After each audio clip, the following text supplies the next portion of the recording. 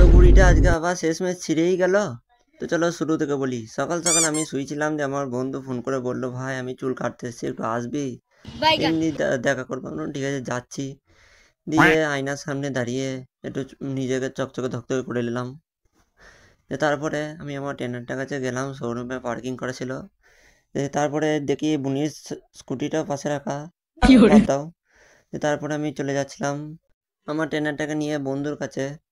তো ওখানে গিয়ে দেখি বাবা, বন্ধুরা এখনো চুল কাটতে বাকি আছে। একজন কাটছে আর ও এখন দাঁড়িয়ে দাঁড়িয়ে হাঁ করে দেখছে কোমরে হাত দিয়ে। তো আমি ওখান থেকে পালিয়ে এলাম না দাঁড়িয়ে।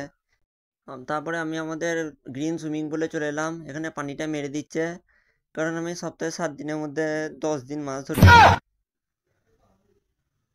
ওই কারণেই মেরে দিচ্ছে। দিয়ে আমি আমাদের মাচারা নিচে বসেছিলাম।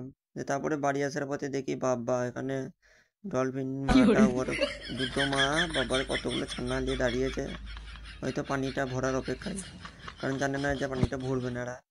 তারপরে আমি আমাদের ঘুড়িটাকে নিয়ে যাচ্ছিলাম, যে ঘুড়িটা উড়বো বলে ছাদেতে। তা করতে করতে দেখি বাবা মা পার্টনারও চলে এসছে ঘুড়ি উড়ানোর জন্য।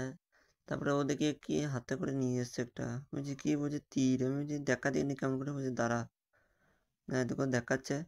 शाबाश बेटा, बहुत बढ़िया मुन्ना।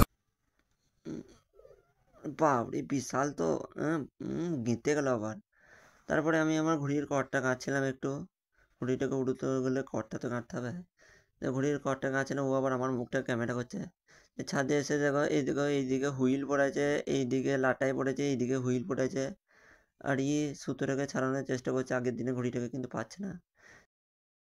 গায়ে চাই দেখো এই ঘুড়িটা অবস্থা খারাপ, ছিঁড়ে গেছে। আর দেখো এটা এর কাজ, ঠিক আছে। আর একটা ঘুড়ি আছে দেখো লাটাই পড়েছে, হয় দেখো। আর একটা ঘুড়ি ওই টিনের চেন আটকে গেছে, তোমাদেরকে দেখাতে পারবো না, আশা করি দেখতে পাচ্ছ, হয় দেখো ওখানে আটকে গেছে।